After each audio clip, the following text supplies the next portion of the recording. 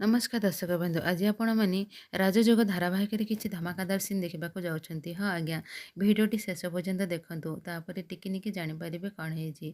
Mister Sahu कहते तुम मैंने मो ऋणर भार एत बुड़िकी रही तेणुक मुझे तुमको गोटे सुजोग दूसरी से बेले दिया धाई आसी मिस्टर साहू को हकरे बाबा बोली डाकी दिखाती आउ बाबा बोली डाकवा शुणी मिस्टर साहू बहुत खुशी हो जाते आउ कहती दिया माँ तू मत आज मिस्टर साहू बदल बाबा डाकिछु ମୁଁ ଆଜି ବହୁତ ଖୁସି। ଦିଆ କହନ୍ତି ଆଜି ହେଉଛି ନବବର୍ଷ। ନବବର୍ଷରେ କିଛି ନୂଆ ହେବା ଦରକାର ଆଉ ତାହା ନୂଆ ହିଁ ହେଉଛି।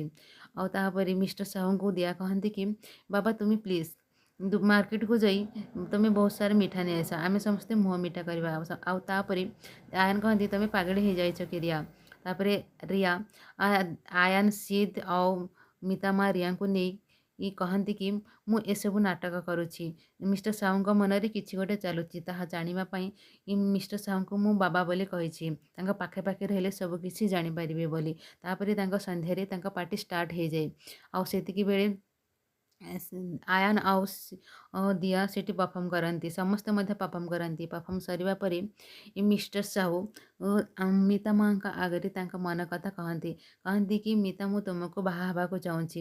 ତାଙ୍କ ହାତରେ ଗୋଟେ ମୁଦି ଥାଏ ଆଉ ମିତା ମା ମଧ୍ୟ ରାଜି ହେଇଯାଆନ୍ତି। ତାଙ୍କ ଆଡ଼କୁ ହାତଟି ବଢ଼େଇ ଦିଅନ୍ତି ଆଉ କହନ୍ତି ମୁଁ ତୁମ ପ୍ରସ୍ତାବରେ ରାଜି ଅଛି। ଆଉ ମିଷ୍ଟର ସାହୁ ମଧ୍ୟ ତାଙ୍କ ହାତରେ ଗୋଟେ ମୁଦି ପିନ୍ଧେଇ ଦିଅନ୍ତି। ତାପରେ ଦିଆ କହନ୍ତି ଏବେ ତ ପାର୍ଟି ସରିଲା ବାବା ଏବେ ସେ ପେପରରେ ସାଇନ୍ କରିଦିଅ। ଆଉ ମିଷ୍ଟର ସାହୁ ମଧ୍ୟ କହନ୍ତି ସେ ପେପର ଆଣି ଆସ ମୁଁ ସେଠି ସାଇନ୍ କରିଦେବି। ସେ ସାଇନ୍ ମଧ୍ୟ କରିଦିଅନ୍ତି।